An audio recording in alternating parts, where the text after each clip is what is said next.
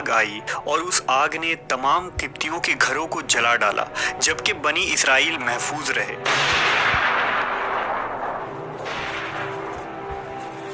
दहशत के आलम में बेदार होने के बाद फिरौन ने तमाम काहिनों और नजूमियों को जमा करके अपना ख्वाब बयान किया। नजूमियों ने उसे बताया कि बनी इसराइल में एक बच्चा पैदा होगा जो फिरौन की बादशाहत को ख़त्म करेगा। वो बच्चा कौन था और उसने फिरौन की बादशाहत का खात्मा करके मिस्र की तारीख को कैसे बदल डाला, इस वीडियो में हम फिरौन के इस ख्वाब और उस पुरइसरार बच्चे के मुताल्लिक जानेंगे। फिरौन खुदाई का दावेदार और बड़ा जालिम और जाबिर बादशाह था। उसने बनी इसराइल को अपना गुलाम बना रखा था। हालांकि वो हज़रत यूसुफ अलैहिस्सलाम के ज़माने से वहाँ रहा करते थे। हज़रत यूसुफ ने अपने वालिद हज़रत याकूब और अपने भाइयों के लिए ज़मीन का एक हिस्सा उस वक्त के फिरौन बादशाह रयान बिन वलीद से हासिल किया था। हज़रत याकूब की यही नस्ल बनी इसराइल कहलाई, जो मिस्र में खूब फली फूली। ये लोग हज़रत याकूब के दीन के पैरोकार थे, लिहाजा उस वक्त अल्लाह के नज़दीक ये सबसे बेहतरीन जमात थी। उन्होंने फ़िरौन को सजदा करने और उसे अपना रब मानने से इनकार कर दिया था। इसी वजह से बादशाह और उसके हवारी उन पर जुल्म सितम के पहाड़ ढाते और उनसे घटिया काम करवाते थे। फिरौन ने जब अपना ख्वाब काहिनों और नजूमियों को बताया तो उन्होंने इसकी ताबीर ये बताई कि बनी इसराइल में एक बच्चा पैदा होगा और उसके हाथों अहल मिस्र की हलाकत होगी। बनी इसराइल के यहाँ भी शुरू से ही यही बात मशहूर थी, लिहाजा इस ख्वाब के बाद वो मज़ीद फ़िक्रमंद हो गया और उसने हुक्म जारी कर दिया कि बनी इसराइल में पैदा होने वाले तमाम लड़के कत्ल कर दिए जाएं।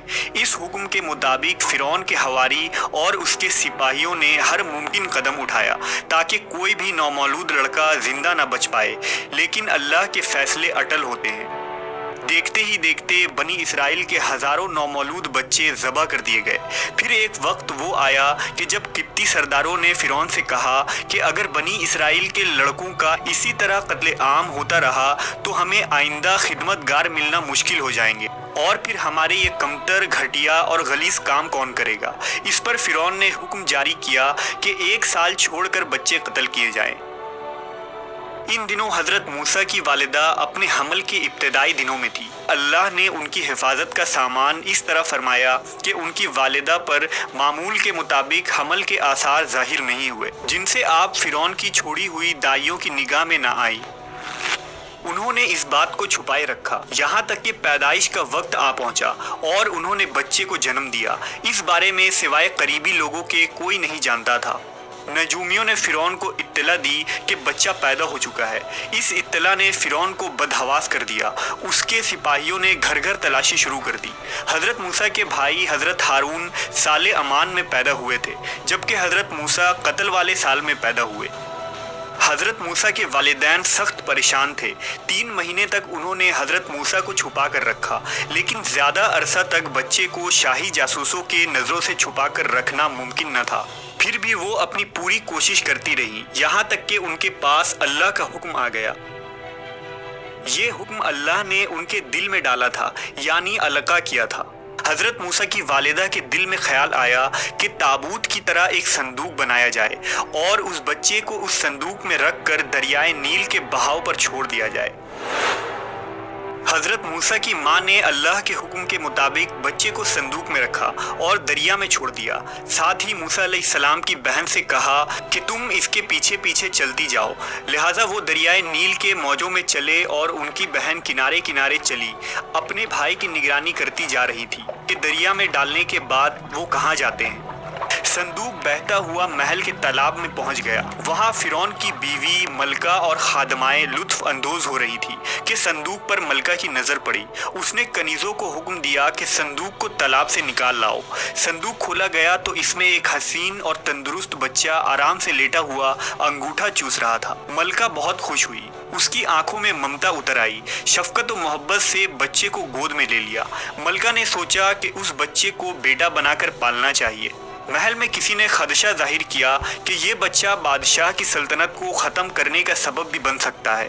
फ़िरौन के दिल में भी ये ख्याल आया कि कहीं ये बच्चा बनी इसराइल का वो लड़का ना हो जिसके बारे में नजूमियों ने पेशन गोई की थी।